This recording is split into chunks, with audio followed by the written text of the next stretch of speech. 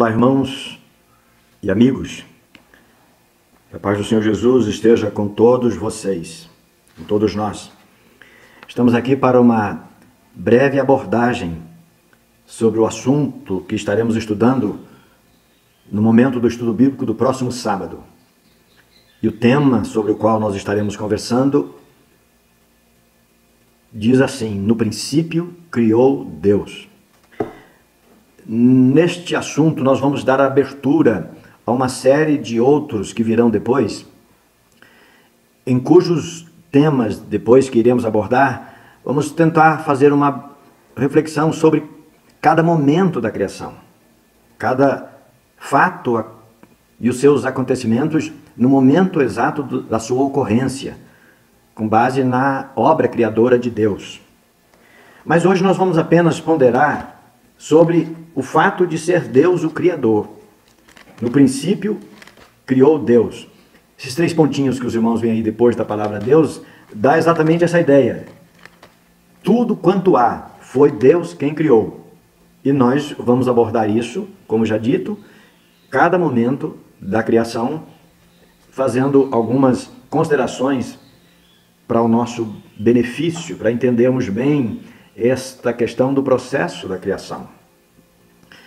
Colossenses, o nosso texto de ouro, capítulo 1, versos 16 ao 19, mas o 16 e o 17 já diz bem aquilo que nós precisamos para este momento de abertura da nossa mente para a obra criadora de Deus. Falando de Jesus, Paulo escreveu aos Colossenses: porque nele, em Jesus Cristo, foram criadas todas as coisas que há nos céus, na terra, visíveis e invisíveis. E ele não somente criou as coisas físicas, a crosta terrestre, o nosso planeta e todo o corpo celeste que cintilam no espaço, as galáxias e tudo mais. Mas também a criação, ela estimulou o aparecimento da existência de tronos, dominações, principados, potestades, tudo foi criado por ele e para ele. Aqui Paulo fala um assunto por demais abrangente, não é? Ele aborda a criação não simplesmente, repito, das coisas visíveis, que nós podemos tocá-las, mas também a própria organização humana foi uma obra da sabedoria e da soberania, da criação de Deus. E Jesus Cristo, Paulo está dizendo aqui, ele fez parte desse processo. E no verso 17 vai dizer, no capítulo 1 de Colossenses: e ele, Jesus Cristo, é antes de todas as coisas. Quer dizer, tudo que foi criado, foram criadas essas coisas depois da existência de Jesus. E essas coisas subsistem por ele. Ele não só criou, como também sustenta. Graças a Deus por isso. Pois bem, é nessa direção que nós vamos caminhar por esses momentos na reflexão desta lição que nos lembra que o Senhor Deus criou tudo. Aí na introdução a gente vai lembrar que a existência de tudo quanto há, sejam seres animados ou inanimados, grandes ou pequenos, seja a Terra ou todo o universo, os astros, as cores, as variedades, enfim, tudo tem sido um inquietante tema de estudos, de pesquisa, por parte de muita gente, mas particularmente para estudiosos, crentes e ateus. É curioso a gente buscar entender essas coisas, de onde apareceram. E aí não faltam pessoas que exageram nas suas conjecturas e nas suas conclusões. Como esse cientista que a gente cita aí, Lawrence Krauss, ele afirmou assim: é preguiça mental crer que um Deus criou tudo. Olha a ousadia do sujeito. Para ele, a ciência tem explicação para quase tudo que aconteceu desde que o universo foi criado há 13,7 bilhões de anos. Um detalhe interessante aqui: é muito cômodo a gente jogar a existência, o início, a criação para 13,7 bilhões de anos atrás. É muito cômodo isso. Por que é cômodo? Porque de lá ninguém vai exigir que alguém tivesse escrito, que a gente tivesse hoje na mão alguma coisa escrita, um tratado, um estudo, uma declaração, enfim, alguma coisa assim, dizendo, esclarecendo como as coisas foram criadas. Então, se você não tem explicação para uma determinada coisa, diz que essa coisa existe há 13 bilhões de anos. Pronto. O que mais você vai querer saber sobre essas coisas? Já que 13,7 bilhões, e aí tudo que se diz a respeito vira verdade, porque quem escreveu ou declarou alguma coisa 13 bilhões de anos atrás para poder contestar as conclusões de agora, não é?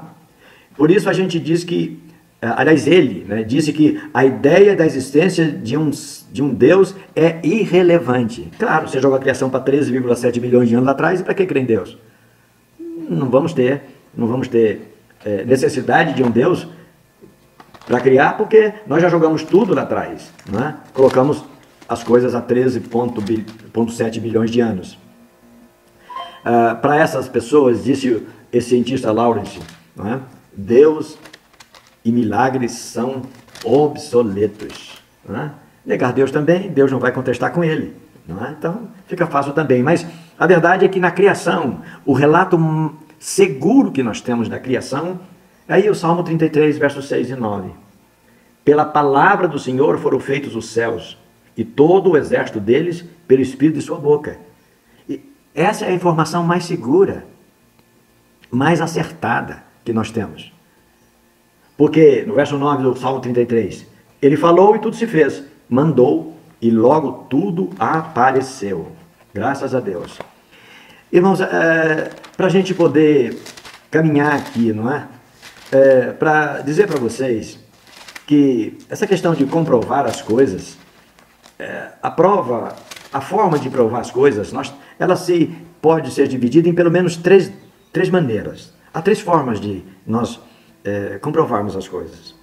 A primeira forma é provar através de enunciado, de pesquisa, de testes. Então você pega um certo material e você, qualquer que seja esse material, e você, pode ser mineral ou qualquer coisa, animal e tudo mais. Aí você vai fazer experimentos com aquilo. Você testa, você estuda, vê os resultados, aplica determinadas substâncias sobre esse material, espera a sua reação, e aí se chega a uma conclusão. Isso são chamados as comprovações científicas, técnicas. Elas foram estudadas, então elas foram experimentadas. Então aquilo é assim porque foi feita uma experiência. Prova dessa maneira. A outra maneira da gente provar as coisas é a maneira apenas pela experiência, pelo uso. Existem coisas que nós não provamos, não estão escritas em tratados nenhum. Mas a experiência, a vivência, ninguém escreveu aquilo numa folha de papel e depois publicou numa revista.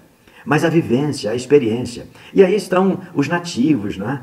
São uma forma bastante clara para a gente entender isso. Os nativos vivem lá e eles não vivem dependendo de ciência nenhuma. Eles não leem nada do que eles fazem. Lá vem de tradição. Os nativos, as tribos, os seus ancestrais vão passando as experiências e os novatos e as novas gerações vão assimilando e eles estão vivos lá. Não tem ciência nenhuma. É uma outra forma de provar. Você chega lá com dor de cabeça, conversa com um, ele te dá um remédio e passa. Mas ele não fez aquilo. Aquele remédio não foi estudado. A experiência deles. Ele é picado por um animal peçonhento e cadê a pomada tal que farmacêutico tal responsável descobriu os efeitos terapêuticos dessa pomada para picadas de animais peçonhentos? Não existe isso. Então a prática, então, é uma outra forma de provar, a vivência.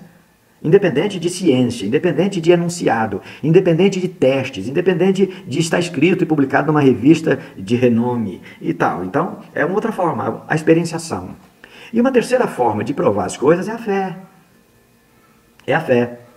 E na reflexão 1, a gente é levado para Hebreus capítulo 11, verso 3, exatamente para mostrar essa terceira forma de provar as coisas.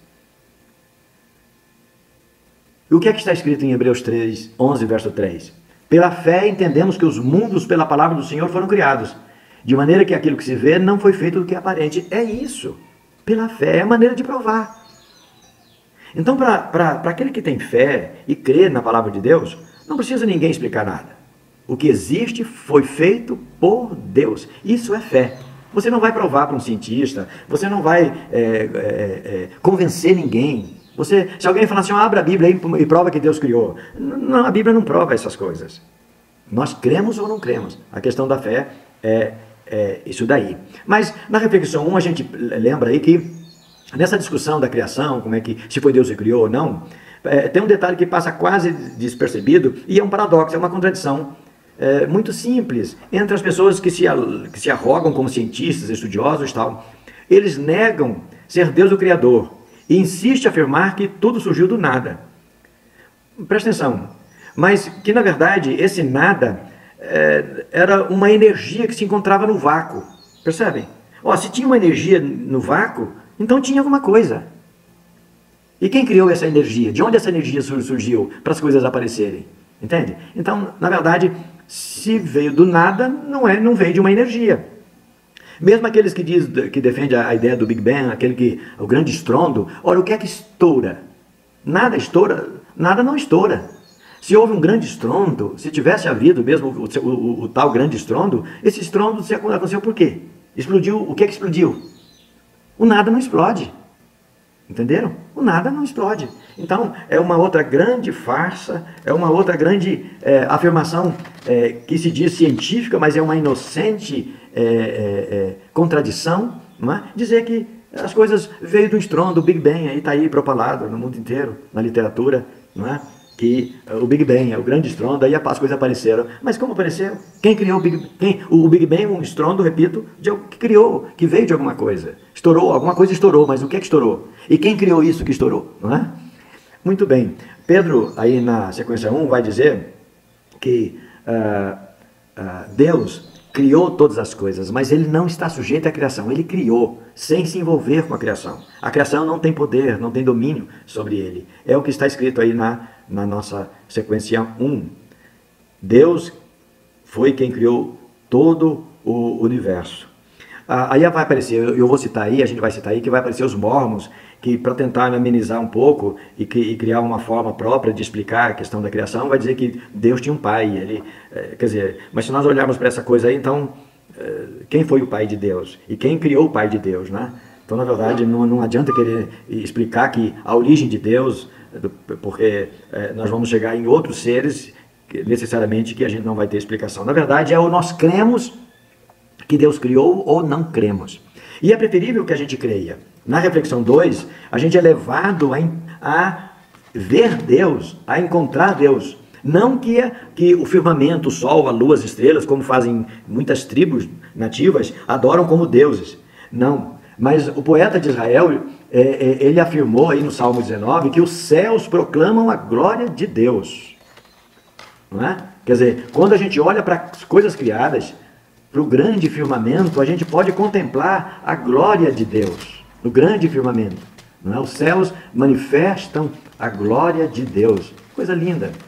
Claro que ele estava falando nas coisas admiráveis à distância, mas o próprio ser humano também manifesta a glória de Deus. É o que a gente vai ver aí no Salmo, na reflexão 3, lá no Salmo 8. Então, todas as coisas criadas, quer sejam animadas ou inanimadas, seja o firmamento, sejam as galáxias, seja o globo terrestre, sejam as pessoas, sejam as mínimas criaturas, todas essas coisas foram criadas por Deus e elas existem aí para a glória do seu nome. Deus é majestoso. Os atributos de Deus, na sequência 2, a gente vai dizer que eles resplandecem em toda a criação. As digitais do Criador podem ser vistas e identificadas em cada detalhe, das pequenas às grandes e gigantescas coisas que existem. Desde as galáxias mais distantes até a gota do orvalho que umedece uma flor, tudo proclamam a sabedoria e o tão grande quanto o terno amor de Deus. O universo é o palco luminoso que mostra com exuberância a majestade divina. Ele criou todas as coisas e tudo para o louvor da sua glória. Isaías 6, o profeta descreve uma visão que ele teve. No ano em que morreu o Uzias, eu vi ao Senhor assentado em um alto e sublime trono. É deste lugar que Deus mantém todas as coisas que Ele mesmo criou. E Ele contempla também os seres humanos. E por fim, A reflexão 3 vai nos lembrar que o esplendor máximo da glória de Deus está em nós, os seres humanos. No Salmo 8 tem uma poesia extraordinária, muito bela mesmo, que fala sobre a grandeza de Deus e a pequenez humana, mas o interesse de Deus por nós. Senhor, Senhor nosso, invoca o salmista, invoca o poeta, declama o poeta, assume o poeta. Quão admirável é o teu nome sobre toda a terra. Tu fizestes todas essas coisas, mas o Senhor recebe glória, o Senhor recebe honra desses seres tão pequenos, chamado ser humano, feito à tua imagem e semelhança. O Senhor Deus é quem nos criou. E finalmente a gente encerra Paulo falando, quando escreveu a Timóteo, ele exalta esse Deus Criador dizendo: ao Rei dos séculos, imortal, invisível, ao único Deus, seja honra e glória para todos sempre. Amém. Graças a Deus. Esse é o assunto que nós estaremos vendo no próximo sábado e que fala sobre o grande e majestoso Criador, a grande e majestosa obra criada. Deus criou tudo o que há para o louvor do seu nome. A Bíblia diz isso. E é a melhor informação que nós temos a respeito das coisas que foram criadas e quem as criou. Fora disso, são meras cogitações, que para a gente fugir da realidade delas, a gente joga lá para 13,7 bilhões de anos atrás, e aí então não tem como correr atrás. É uma forma de fugir da realidade. O fato é que Deus é o Criador de todas as coisas. Ele nos criou para o louvor da sua glória. Amém.